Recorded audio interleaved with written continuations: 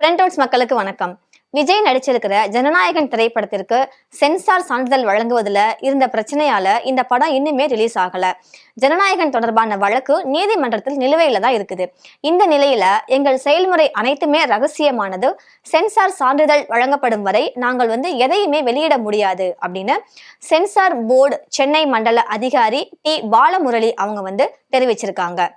இந்த ஜனநாயகன் படத்தின் தயாரிப்பு நிறுவனமான KVN புரொடக்ஷன்ஸ் அப்புறம் சென்சார் போர்டு மறு ஆய்வு குழுவிடம் பரிந்துரைக்க ஒப்புக்கொண்டதாக சினிமா வட்டாரங்களில் இருந்து தகவல்கள் வருது. இந்த நிலையில தான் இந்த தகவல்கள் பற்றிய கேள்விக்கு CBFC அதிகாரி டி பாலமுரளி பதிலளிச்சிருக்காரு.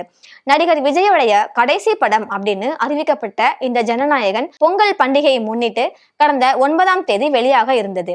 ஆனால் இந்த படத்திற்கு தணிக்கை சான்றிதழ் எதுவும் வழங்கப்படாததால மறு ஆய்வுக்கு பரிந்துரைக்கப்பட்டது. இதையடுத்து பட தயாரிப்பு நிறுவனமான KVN புரொடக்ஷன்ஸ் சென்சார் சான்றிதழ் வழங்க உத்தரவிட கோரி சென்னை உயர்நீதிமன்றத்துல அவங்க தரப்பு மனுவை தாக்கல் பண்ணியிருந்தாங்க.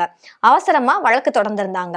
இந்த வழக்கின் விசாரணை ஜனவரி 7ஆம் தேதி நீதிபதி PT ஆஷா முன்பு வந்தபோது படத்துல மத உணர்வுகள் தூண்டும் வகையில காட்சிகள் இருப்பதாக தணிக்கை குழுவுக்கு புகார் வந்தாலும் பாதுகாப்பு படைகளின் சின்னம் படத்தில் பயன்படுத்தப்பட்டுள்ளதாக, இதனால சான்றிதழ் வழங்குவது தொடர்பாக ஜனநாயகன் படத்தை மறு ஆய்வுக்கு அனுப்பியுள்ளதாக தணிக்கை வாரியம் தகவல்கள் தெரிவித்திருந்துச்சு.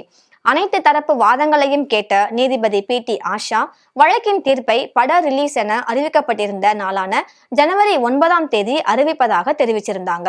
இதனால ஜனநாயகன் படத்தை ஒத்திவைப்பதாக பட தயாரிப்பு நிறுவனமும் அறிவித்தது. இதைத் தொடர்ந்து படத்திற்கு U/A தணிக்கை சான்றிதழ் வழங்க தணிக்கை வாரியத்திற்கு நீதிபதி ஆஷா உத்தரவிட்டாங்க. தனி நீதிபதி PT ஆஷாவுடைய தீர்ப்பை எதிர்த்து சென்சார் போர்டு உடனடியாக மேல்முறையீடு செய்தது.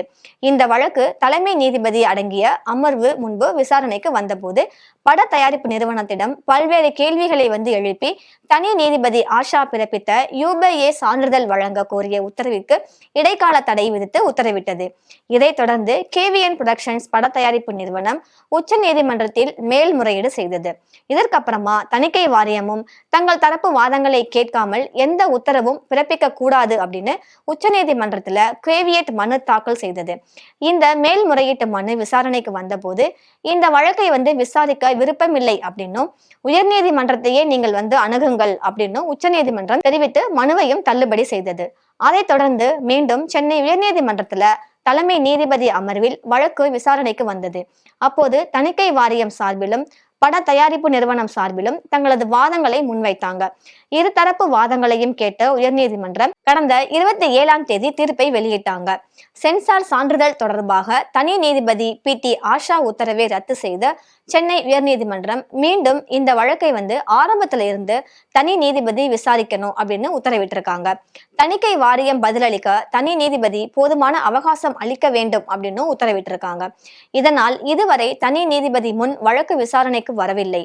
இந்த சூழலில் மத்திய தணிக்கை வாரியத்தின் சென்னை மண்டல அதிகாரி டி பாலமுரளியிடம் தி இந்து ஆங்கில நாளிதழ் ஜனநாயகன் விவகாரம் தொடர்பாக பேட்டி எடுத்திருக்கிறாங்க. தயாரிப்பு நிறுவனமான KVN புரொடக்ஷன்ஸ் சென்சார் மறு குழு ஆய்விடம் பரிந்துரைக்க ஒப்புக்கொண்டதாக திரைப்பட வட்டாரங்களில பரவி வரும் தகவல்கள் பற்றி CBFC அதிகாரி டி பாலமுரளியிடம் கேள்வி எழுப்பி இருக்கிறாங்க.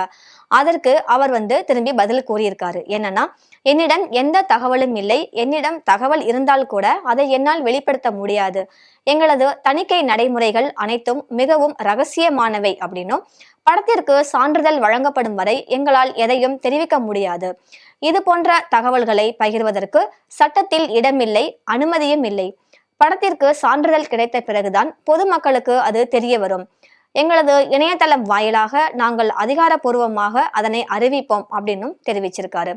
இதனால இந்த படம் எலெக்ஷன்ஸ்க்கு பிஃபோரா வருமா இல்ல எலெக்ஷன் முடிஞ்சுதான் வருமா அப்படின்ற ஒரு கேள்விக்குறி இருக்கு. எதா இருந்தாலும் நாம வெயிட் பண்ணி பார்க்கலாம். நன்றி.